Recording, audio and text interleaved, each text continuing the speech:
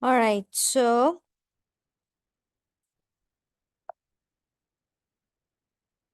we were talking about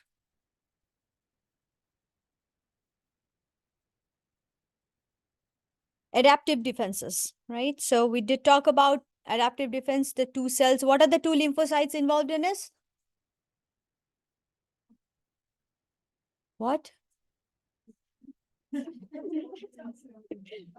T and B cells, yes. So adaptive defense, I know it's Friday, but so adaptive defense. What is adaptive defense? Firstly, humoral immunity. What happens here? So humoral immunity have antibodies. This is produced by lymphocytes. Remember, this is done by B cells. Okay. So humoral immunity is triggered by B cells, not by T cells. Where is B cells produced? Bone marrow. And where are they? Where do they mature? Bone marrow itself.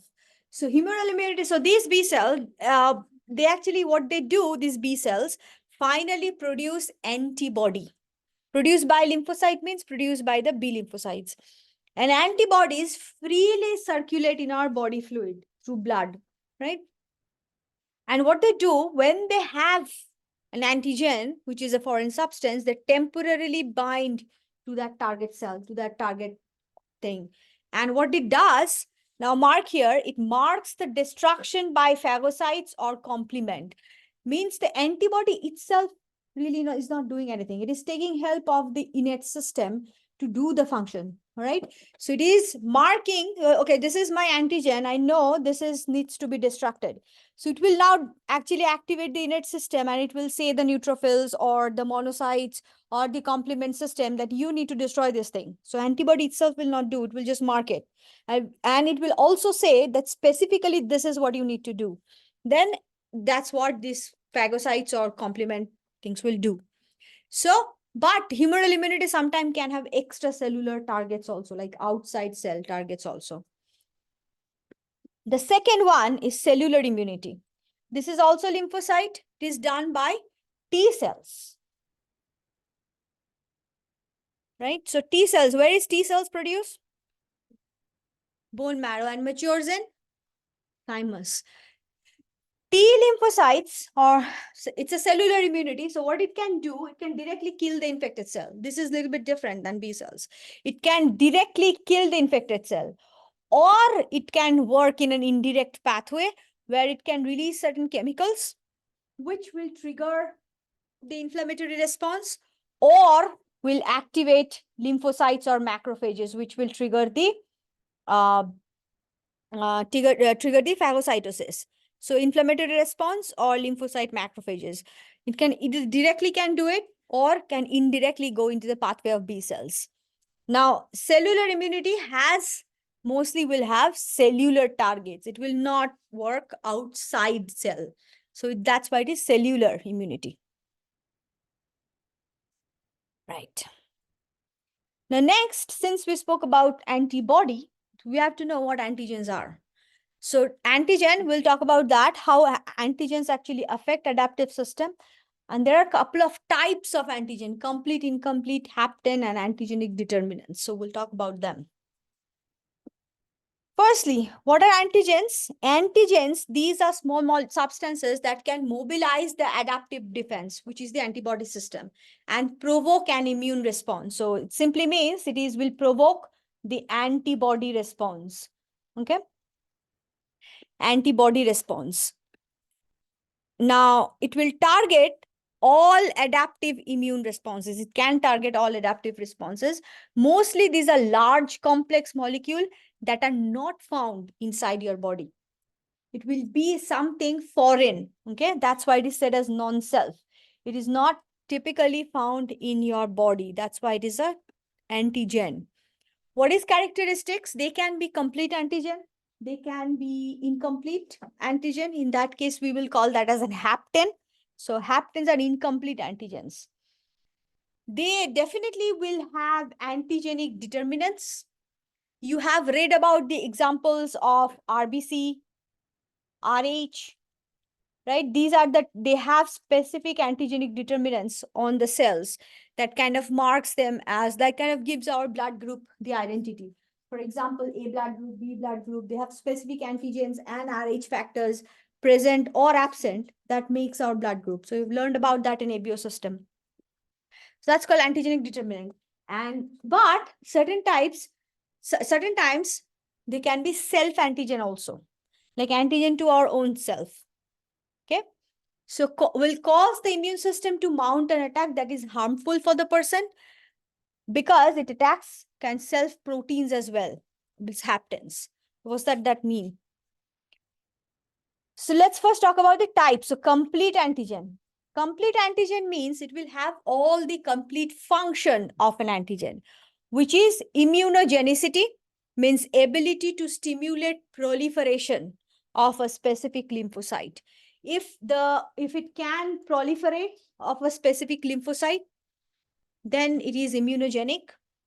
Or it also should have an ability to react with this activated lymphocyte. Okay. And antibodies that is released by this immunogenic reaction.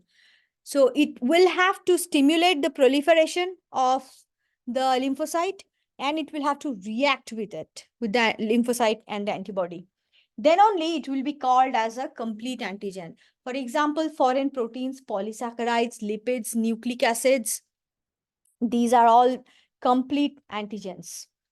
Like pollen grain, microorganisms, which will have foreign proteins, polysaccharides, lipids, these are all complete antigen. Now, what is the incomplete antigen? They are also called as hapten. Okay, they are also called as hapten. These molecules are antigens, but they involve molecules to be very small, and they are not typically that much of immunogenic. They might still react, but they are not typically immunogenic, might not stimulate the proliferation.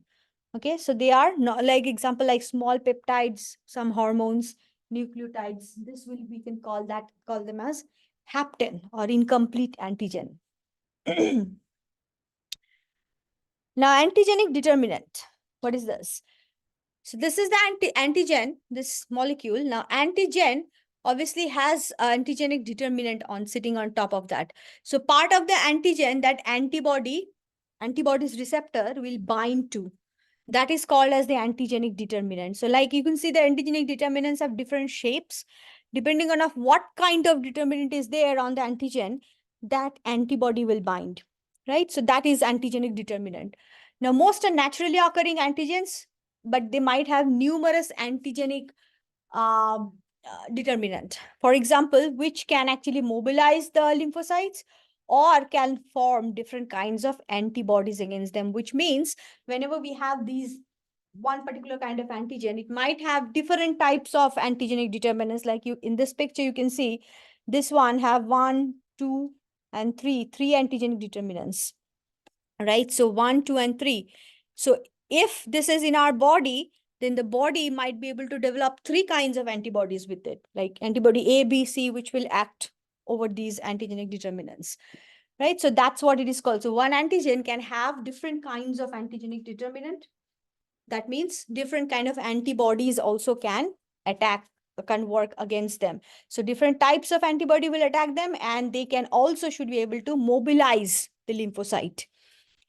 All right. Now, generally large, simple chemical molecules like plastics, they don't have immunogenicity, but they still can be an antigen, foreign molecule, but not necessarily they will be immunogenic, or means they will not actually help proliferation of the lymphocytes. All right. Now, what is now self-antigen? So we did talk about 3 things we learned. Firstly, complete antigen, incomplete antigen. Now, what is then self-antigen? What is that? All cells, this is nothing specific, all cells are covered with a variety of protein. We know that from cell structure, they're covered by a lot of protein on their surface. But they are not antigenic to themselves. They don't act against them, right? Those proteins don't try to destroy the cell itself. That's why they are not antigenic to self. but may be antigenic to something else that is trying to graft or transfuse or attach with the cell. So these proteins are not destroying the cells itself, but might be antigen for something else.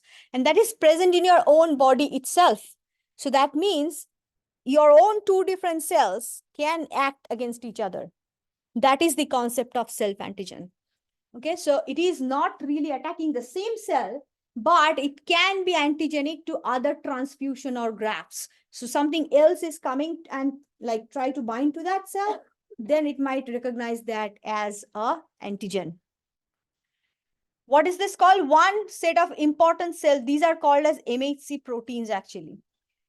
One set of important self-proteins that are present on the cell. These are called as MHC proteins, which actually act as self-antigen. Not necessarily every protein will act as self-antigen, but some, the ones that do, they are called as MHC proteins, self-proteins. They are, again, if you remember the cell membrane structure, outside we have glycoproteins. So these are MHC proteins. And who produce them? MHC complex, major histocompatibility complex. This is the group of gene that codes for these set of proteins. Gene means it's present in the DNA. DNA will produce the RNA. RNA will produce the MHC protein. Okay, so what will happen? Cells will have these grooves that will hold a piece of self antigen, or it can hold a foreign antigen as well. Now, T lymphocyte can only recognize antigen that are presented on MHC protein. We will come back to this statement later. But all cells are typically have these MHC proteins, which is coded by MHC gene. Okay, question for you. Which of the following describes adaptive immune system?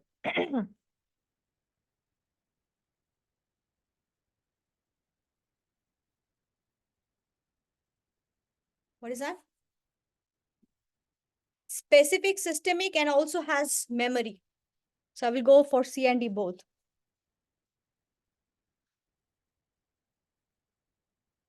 Number 8, the presence of what protein make it possible for our immune system to differentiate between our cells and cells that are foreign? Hmm? Hmm. Think about it. What did we learn here? MHC protein. So MHC protein is the right answer, which is a protein that is present on our cell surface that will tell us that if it's itself is an antigen, I mean, it will differentiate between our cells and something that is a foreign cell or foreign antigen actually. So MHC protein, right? So B is the right answer here. And here these two. All right. Quickly, I'll give you an activity to work on. Google search or discuss among yourself what is antigenic challenge and where does it usually take place?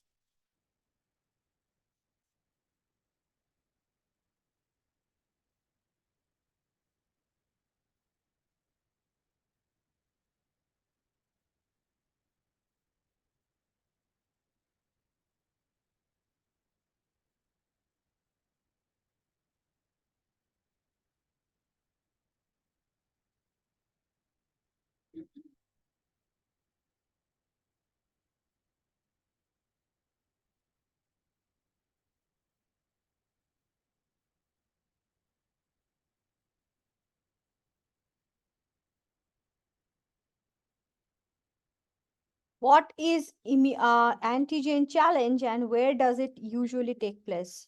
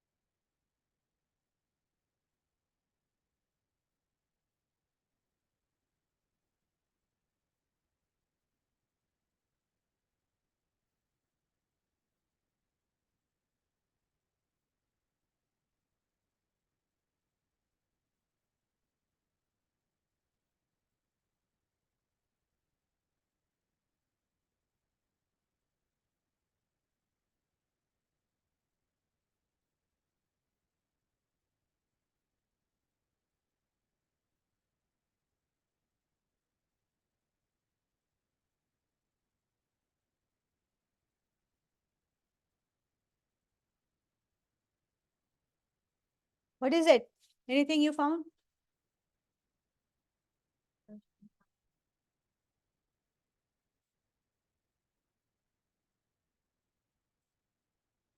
So basically, to summarize, anyone else?